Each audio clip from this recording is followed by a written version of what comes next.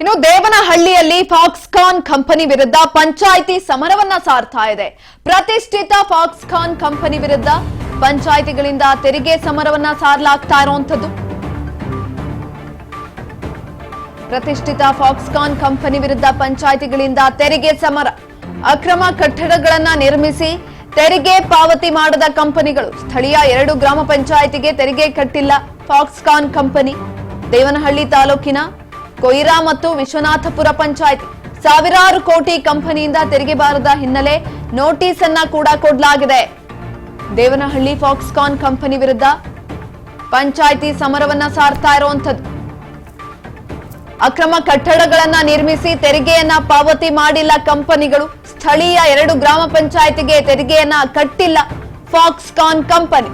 ವಿಶ್ವನಾಥಪುರ ಪಂಚಾಯಿತಿ ಜೊತೆಯಲ್ಲಿ ದೇವನಹಳ್ಳಿ ತಾಲೂಕಿನ ಕೊಯ್ರಾ ಪಂಚಾಯಿತಿ ಸಾವಿರಾರು ಕೋಟಿ ಕಂಪನಿಯಿಂದ ತೆರಿಗೆ ಬಾರದ ಹಿನ್ನೆಲೆಯಲ್ಲಿ ಇದೀಗ ಸಮರವನ್ನ ಸಾರೋದಕ್ಕೆ ಸಿದ್ಧತೆಯನ್ನ ಮಾಡಿಕೊಂಡಿರುವಂತದ್ದು. ದೇವನಹಳ್ಳಿಯಲ್ಲಿ ಫಾಕ್ಸ್ಕಾನ್ ಕಂಪನಿ ವಿರುದ್ಧ ಪಂಚಾಯಿತಿ ಸಮರವನ್ನ ಸಾರೋದಕ್ಕೆ ರೆಡಿಯಾಗಿದೆ.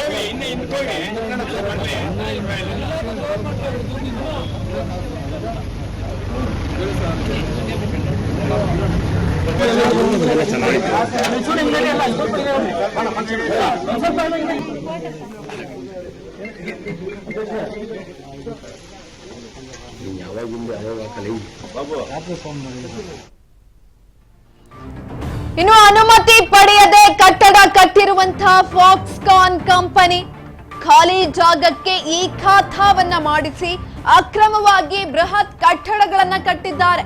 ಖಾಲಿ ಜಾಗಕ್ಕೂ ಕೂಡ ಟ್ಯಾಕ್ಸ್ ಕಟ್ಟದೆ ಮೊಂಡಾಟವನ್ನ ಮಾಡ್ತಾ ಇದೆ ಈ ಕಂಪನಿ. ಖಾಲಿ ಜಾಗದಲ್ಲಿ ಕಟ್ಟಡವನ್ನ ನಿರ್ಮಿಸಿ ಕೋಟ್ಯಾಂತರ ರೂಪಾಯಿ ತೆರಿಗೆ ಬಾಕಿಯನ್ನ ಉಳಿಸಿಕೊಂಡಿರುವಂತದ್ದು. ವಿಶ್ವನಾಥಪುರ ಪಂಚಾಯಿತಿಗೆ 17 ಲಕ್ಷಕ್ಕೂ ಹೆಚ್ಚು ತೆರಿಗೆ ಬಾಕಿ ಇದೆ. ಕೊಯ್ರಾ ಗ್ರಾಮ ಪಂಚಾಯಿತಿಗೆ 18 ಲಕ್ಷಕ್ಕೂ ಹೆಚ್ಚು ತೆರಿಗೆ ಬಾಕಿ ಇದೆ. ಖಾಲಿ ಜಾಗಕ್ಕೆ ಈ ಖಾತಾವನ್ನ ಮಾಡಿಸಿಕೊಂಡು ಇದೀಗ ಅಕ್ರಮವಾಗಿ ಬೃಹತ್ ಕಟ್ಟಡವನ್ನ ನಿರ್ಮಿಸಿದ್ದಾರೆ. ಖಾಲಿ ಜಾಗಕ್ಕೂ ಕೂಡ ಟ್ಯಾಕ್ಸ್ ಅನ್ನ ಕಟ್ಟಿಲ್ಲ, ಮೊಂಡಾಟವನ್ನ ಮಾಡ್ತಾ ಇದೆ ಕಂಪನಿ.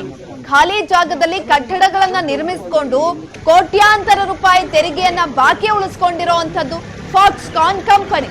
ವಿಶ್ವನಾಥಪುರ ಪಂಚಾಯಿತಿಗೆ ಸರಿಸುಮಾರು 17 ಲಕ್ಷಕ್ಕೂ ಹೆಚ್ಚು ತೆರಿಗೆ ಕಟ್ಟಬೇಕು, ಅದನ್ನು ಕೂಡ ಬಾಕಿ ಉಳಿಸಿಕೊಂಡಿದೆ. ಇನ್ನೊಂದು ಕಡೆನಲ್ಲಿ ಕೊಯ್ರಾ ಗ್ರಾಮ ಪಂಚಾಯಿತಿಗೆ 18ಕ್ಕೂ ಲಕ್ಷಕ್ಕೂ ಹೆಚ್ಚು ತೆರಿಗೆಯನ್ನ ಬಾಕಿ ಉಳಿಸಿಕೊಂಡಿರುವಂತದ್ದು. ಕೆಐಎಡಿಬಿಯಿಂದ 300 ಎಕರೆ ಖರೀದಿಸಿದ್ದಂತಹ ಫಾಕ್ಸ್ಕಾನ್ ಕಂಪನಿ ಕಟ್ಟಡಗಳ ನಿರ್ಮಾಣ ಮಾಡುವಂತೆ ಟ್ಯಾಕ್ಸ್ ಕಟ್ಟುವಂತೆ ಪಂಚಾಯಿತಿಯಿಂದ ಹಲವು ಬಾರಿ ನೋಟಿಸ್ ಅನ್ನ ಕೂಡ ಜಾರಿ ಮಾಡಲಾಗಿತ್ತು. ನೋಟಿಸ್ ಕೊಟ್ಟರು ಕೂಡ ಕೇರ್ ಮಾಡ್ತಾ ಇಲ್ಲ ಫಾಕ್ಸ್ಕಾನ್ ಕಂಪನಿ.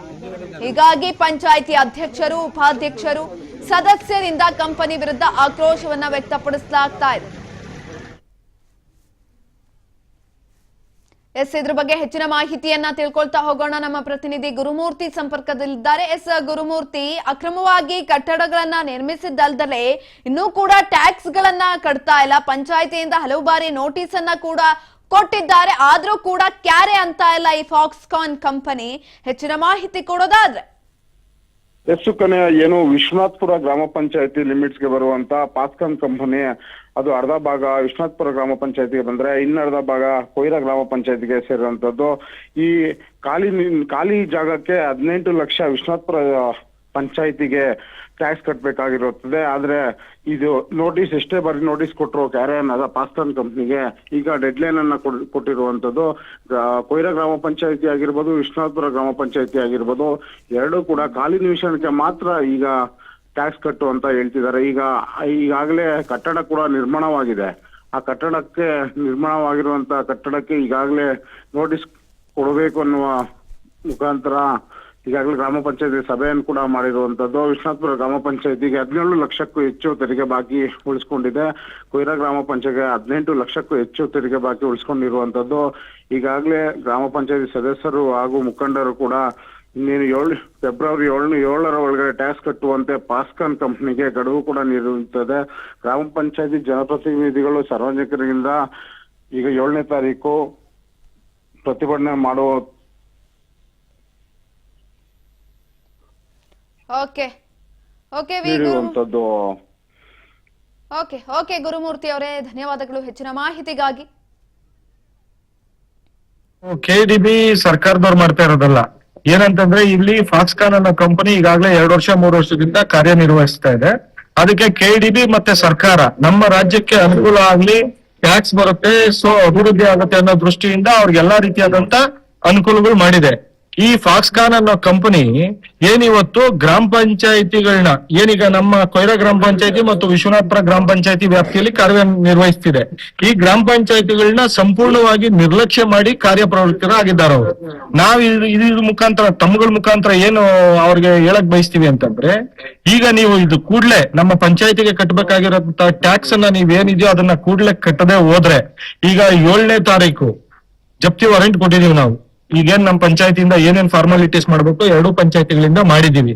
ಒಂದು ಪಕ್ಷ ನೀವೇನಾದ್ರೂ ಅಷ್ಟರಲ್ಲಿ ಬಂದು ಪಂಚಾಯತಿಗೆ ನೀವೇನು ಪಾವತಿ ಮಾಡ್ಬೇಕು ಅದನ್ನ ಮಾಡದೆ ಹೋದ್ರೆ, ನಿಮ್ಮ ಕಂಪನಿ ಎದುರುಗಡೆನೆ ನಾವು ನಮ್ಮ ಪಂಚಾಯತಿ ಅಧ್ಯಕ್ಷರುಗಳು, ಸದಸ್ಯರುಗಳು ಮತ್ತು ಸ್ಥಳೀಯ ಮುಖಂಡರುಗಳು ಎಲ್ಲಾರು ಸೇರಿ ಅಲ್ಲಿ ಪ್ರತಿಭಟನೆ ಮಾಡ್ತೀವಿ ಅಂತ ತಮ್ಮ ಮುಖಾಂತರ ಹೇಳಕ್ ಇಷ್ಟಪಡ್ತೀವಿ.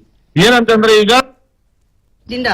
ನಮ್ಮ ಅಧ್ಯಕ್ಷರುಗಳು, ನಾವು ಸದಸ್ಯರುಗಳು ಮತ್ತೆ ನಮ್ಮ PDO ಸರ್ ಅವರು ಪಾಕ್ಸ್ಕಾನ್ ಗೇಟ್ ಅಲ್ಲಿ 1 ಅವರ್ 2 ಅವರ್ ಬಿಸಿಲಲ್ಲಿ ವೇಟ್ ಮಾಡಿದಿರಿ. ಅವರು ನಮ್ಮ ಕಡೆ ತಿರುಗಿನೂ ಕೂಡ ನೋಡಿಲ್ಲ, ರೆಸ್ಪಾನ್ಸ್ ಮಾಡಿಲ್ಲ. ಎಷ್ಟು ಕೆಟ್ಟದಾಗ ನಡ್ಸ್ಕೊಂಡಿದ್ದಾರೆ ಅಂತಂದ್ರೆ, ಸುಮಾರು ಸರಿ ನಾವು ಸದಸ್ಯರುಗಳು ಹೋಗಿದೀವಿ, ಅಧ್ಯಕ್ಷರು ಸತತವಾಗಿ PDO ಸತತವಾಗಿ ಅವರು ಗೇಟ್ ಅಲ್ಲೇ ನಿಂತ್ಕೊಂಡಿದ್ರು, ಅವ್ರು ಏನು ರೆಸ್ಪಾನ್ಸ್ ಮಾಡಿಲ್ಲ.